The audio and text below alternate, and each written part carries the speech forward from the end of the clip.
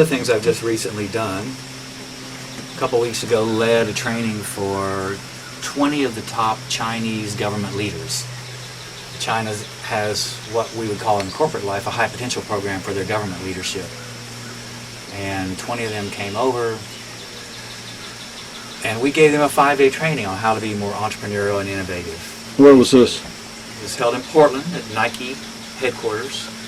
I see. The famous Tiger Woods Center. And if you're a fan of Tiger Woods, you would be proud to see this incredible monument to his excellence in his chosen sport.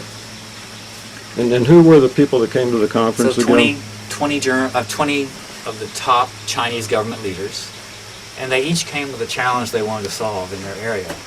And China is going through so much change right now. It tries to embrace the right forms of capitalism for itself while maintaining basically a socialist country. And there's a huge rural to urban migration, and one of the huge challenges that several people, many millions of people are facing is parents moving from the countryside to the cities, leaving their children behind because they can't take them. They don't really know for sure what work they'll find there. The young people are not necessarily educated. There's a lot of violence and teen suicide. And there's a lot of confusion in the younger generation who are not educated in sort of the high urban areas about what the world looks like. So it's almost as if they're going through the same kind of transformation in their country in 25 to 50 years that we went through over 150 to 200 years in America.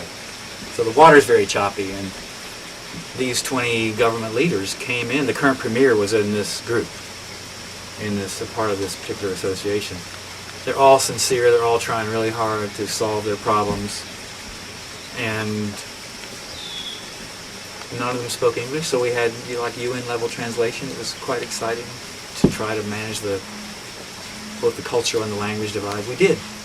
And relative to the problems, I mean, these people are trying as hard as anyone I've ever met to find solutions to the problems they have in their communities. So that's one example of that. I had an opportunity to go to Ecuador a couple times and Costa Rica to work with the Dutch government, who are working on a project to alleviate poverty in Latin America through kind of smart business and policy solutions. And yet again, a bunch of wonderful people trying hard to solve problems in their communities. It seems like historically in your own life you have had a tendency to reach deep within yourself to some kind of the purity or insight and bring that into the lives of others, like you did with BP. It sounds like to an extent you brought your Buddhist consultancy at a certain level into the situation. You were just talking about what you learned from the Chinese. What do you feel like you were able to communicate with them? I mean, to communicate to them, or was there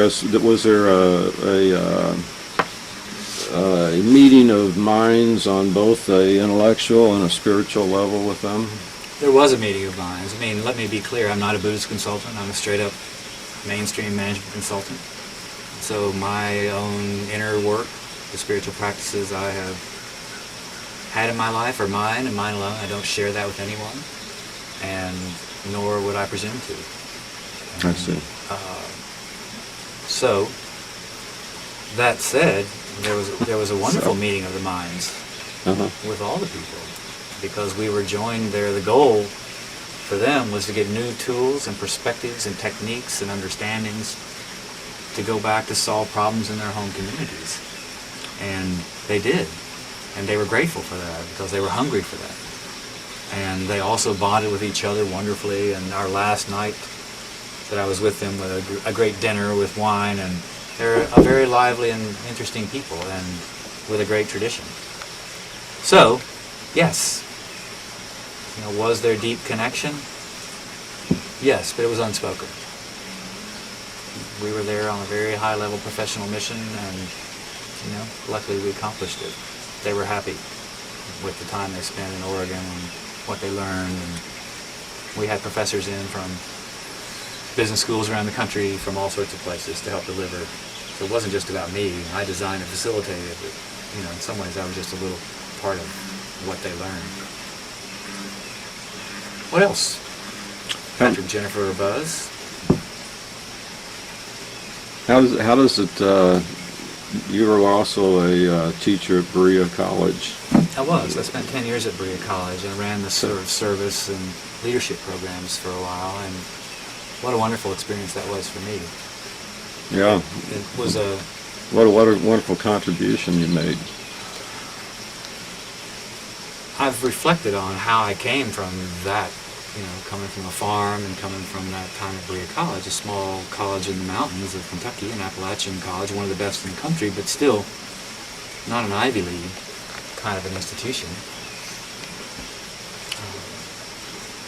And one of the things I realized is I really actually learned a lot of management skills running the program I ran at Berea College.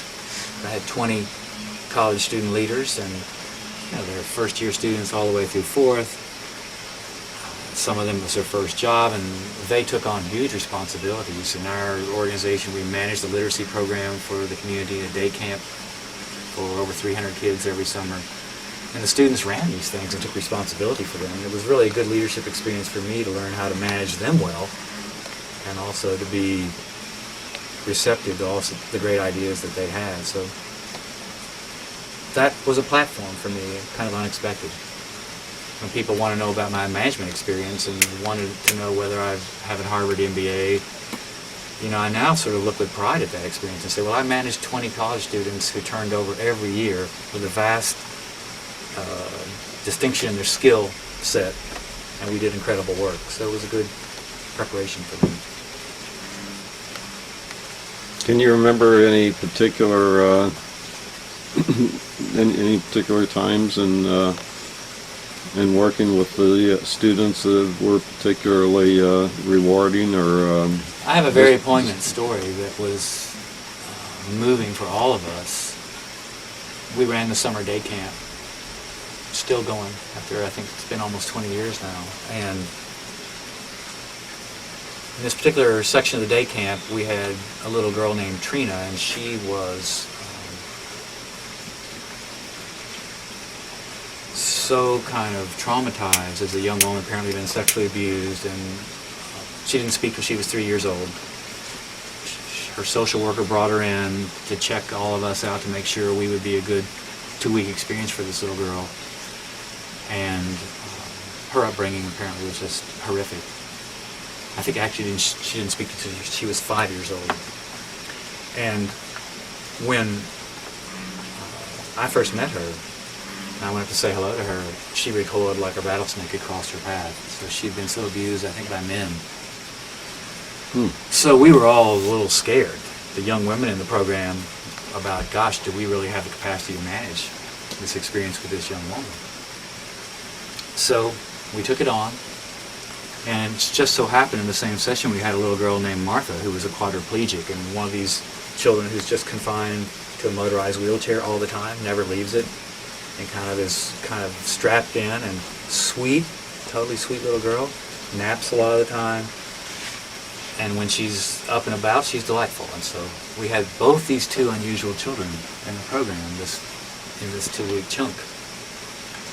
And it went up and it went down. And one of the interesting things that happened is that Trina, the little girl who had been abused, began to bond with Martha. And on the last day of the camp, the kids were all rolling across campus with their counselors into food service for lunch. And in a coal line, the kids were all bouncing along, and I was walking down the line going the other way. At the very end of the line, I looked down, it was Trina pushing Martha's wheelchair. And she said, "I'm pushing Martha." And she was just so bright.